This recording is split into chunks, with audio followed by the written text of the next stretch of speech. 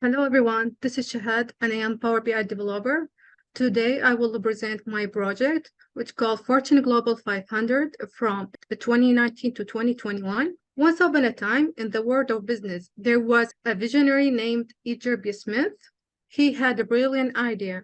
He created a list that would showcase the largest and most successful companies in the entire world. With his magical pen, he penned down the very first Fortune list in 1955.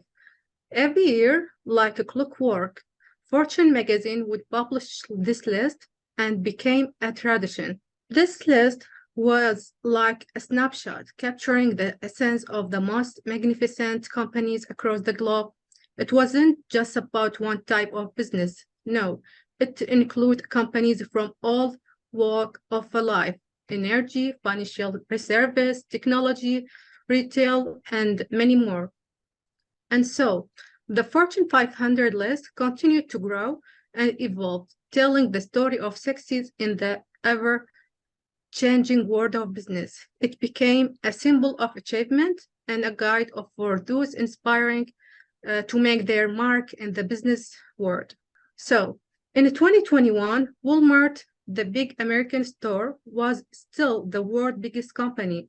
They made a ton of money, more than 559 billion. And guess what?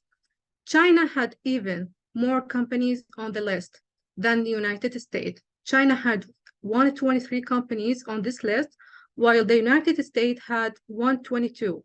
Also, when you look to these companies list, you will see a lot of the companies like you see in the picture, through I was analyzing the data.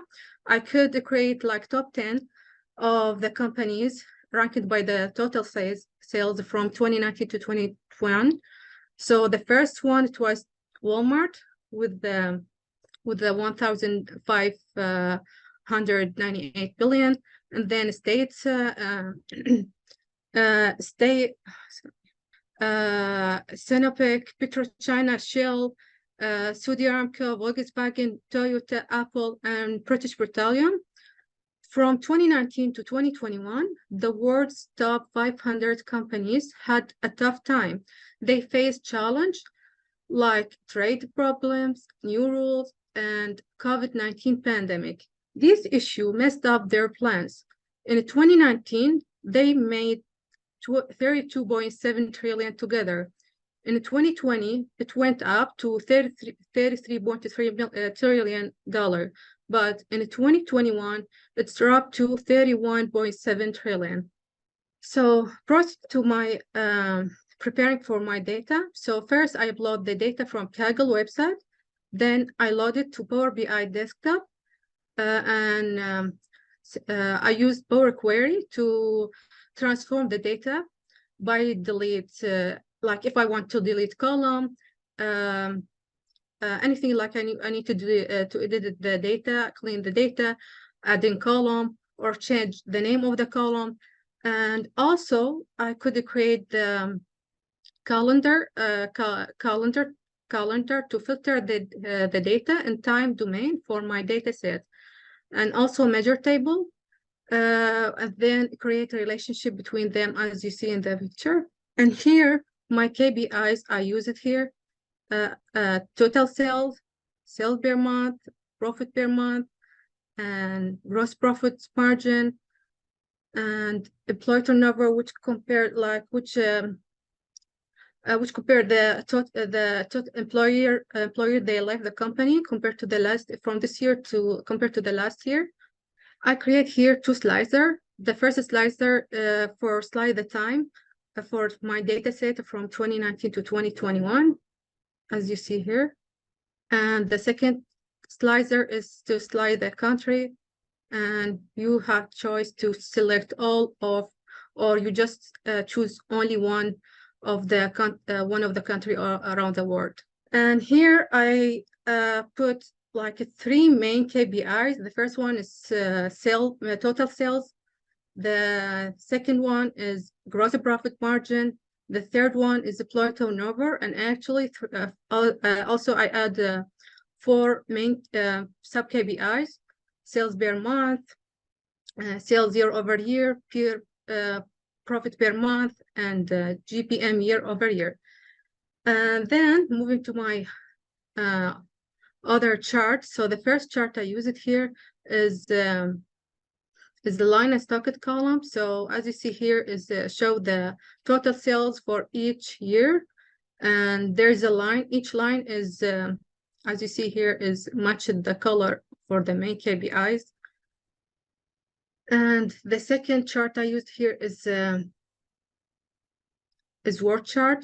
So it's present I'll show every total sales for each company around the world. And the third chart is a scatter chart to present the total sales for each sector, and drill down to the industry, as you see here. And the fourth chart I use here is a map chart to present the total sales for each country around the world. So since we have the sales, we're talking about the sales, so I noticed there is a positive insight and negative insight. Starting for positive insight, if we take retailing sector, so we're gonna see in 2021 the total sales is a decrease, as you see here.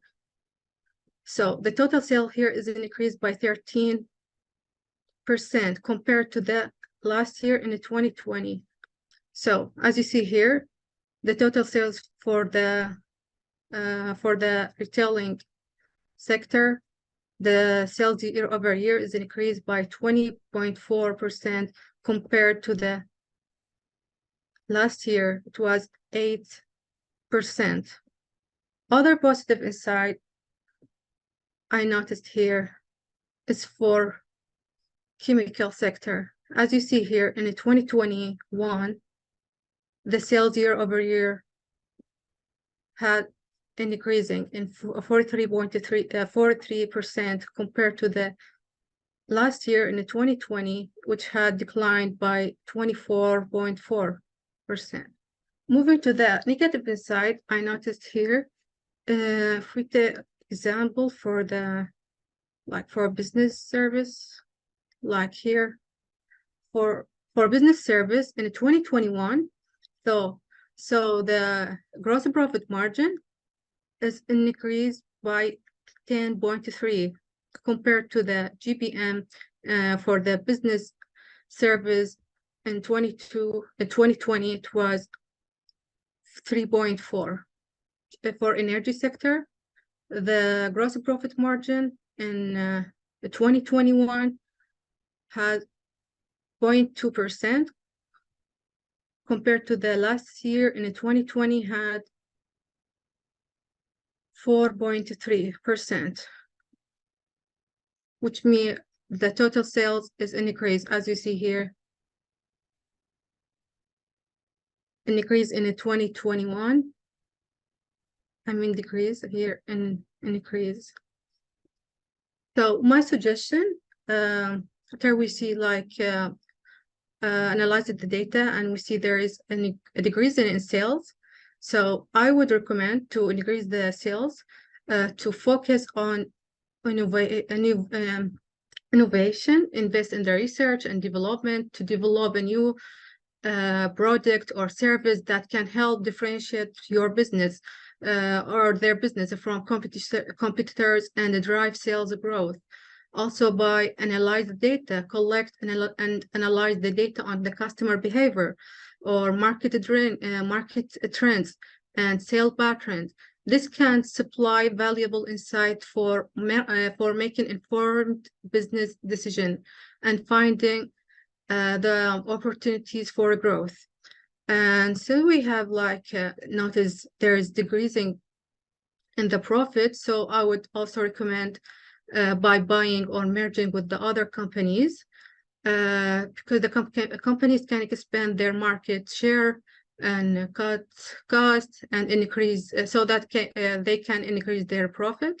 And to decrease the employee turnover, I recommend to to create positive work environment, because it can help the employees to feel valued and appreciated, and can reduce the turnover. This included things like offer work-life balance, because the employees who feel like they have a good work-life balance are less likely to leave their job. And also the companies can offer a flexible work schedule and pay time off to help employees to balance work and between the work and the personal life.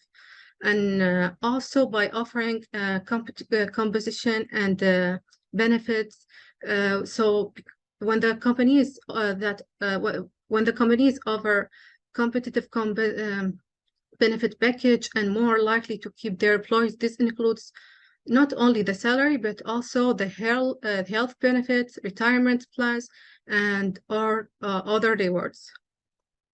In conclusion, the Fortune Global 500 companies have faced and continue to face significant challenge, but by embracing innovation, collaboration, and adaptability, they can navigate their challenge and thrive in the evolving business landscape.